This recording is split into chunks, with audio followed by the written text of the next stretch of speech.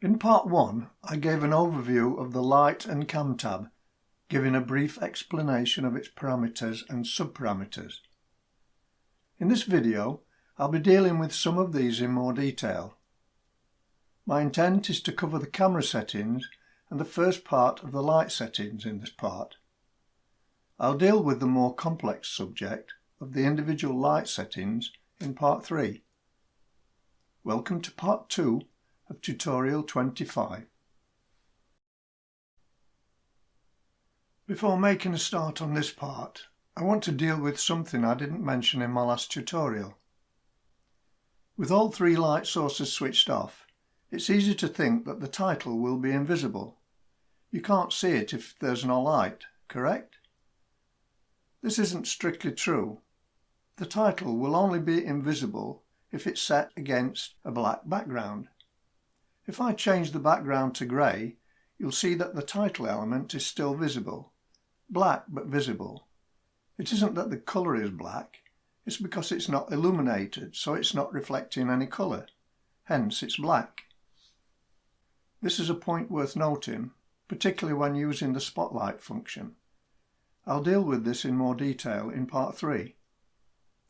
Having got that little omission out of the way, let's press on with this tutorial. I want to make a start by talking about perspective. If we look at this string of text, you can see that the extruded text looks as if it's going away into the background. If I just rotate this, you can see that the extruded text seems to disappear into the distance. And that's perspective.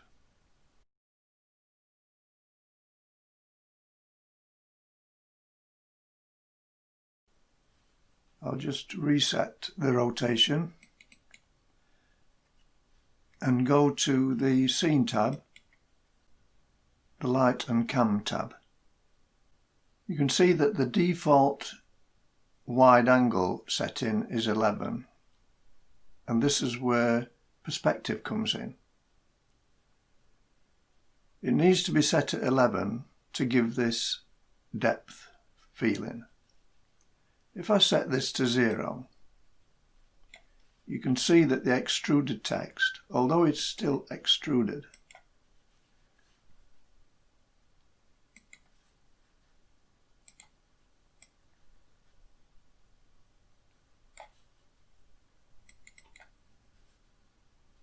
doesn't seem to have any depth.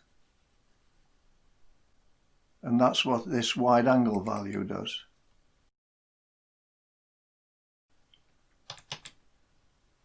It's set to 11 by default to give this impression of depth.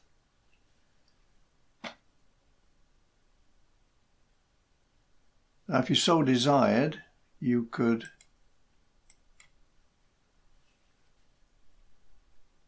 I'll just have to rotate this a little bit to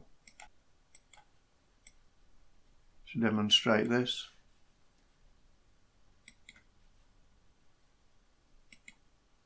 You could wind up the wide angle value to give a really epic sort of title there.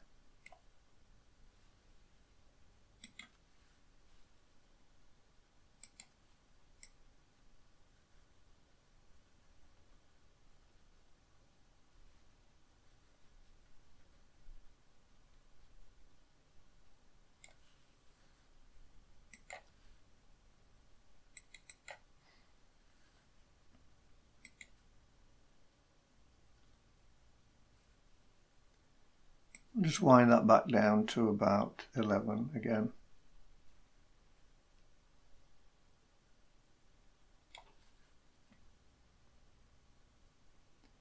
Now we come to depth of field.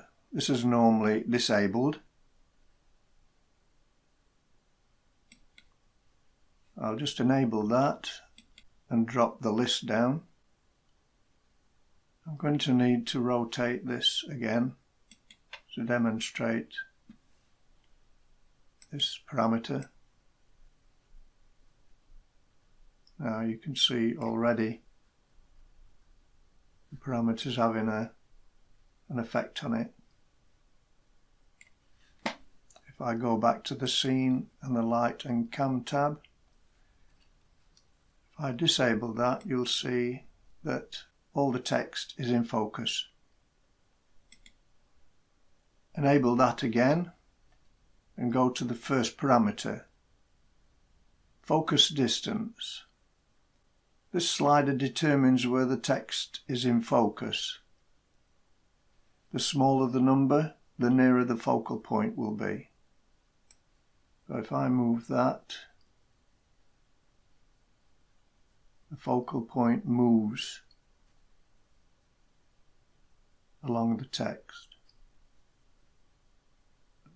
There it's at the end of the text, and there it's at the beginning of the text.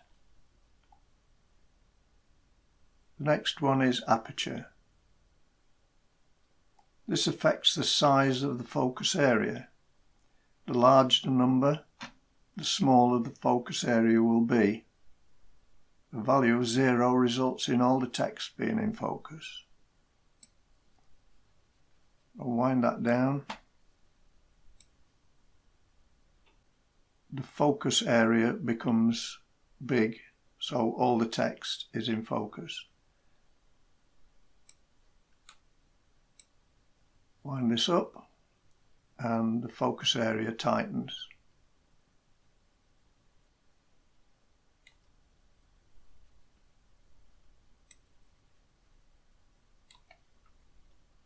And the blur level, fairly self-explanatory,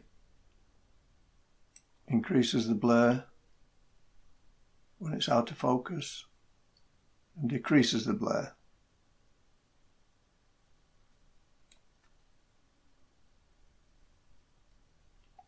And now switch off the depth of field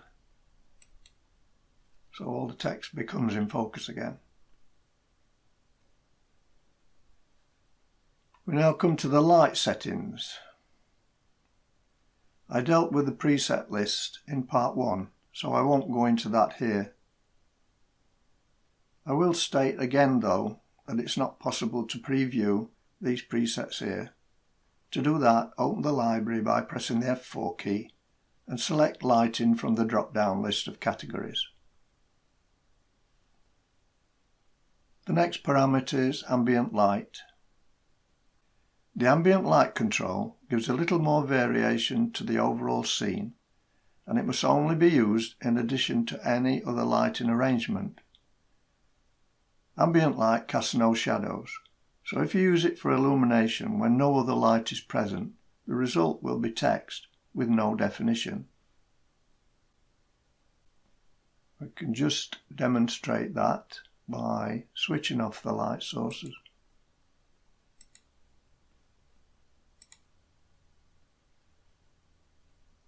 And winding up the ambient light. You can see that it's illuminating the text, but there are no shadows, so the text has no definition.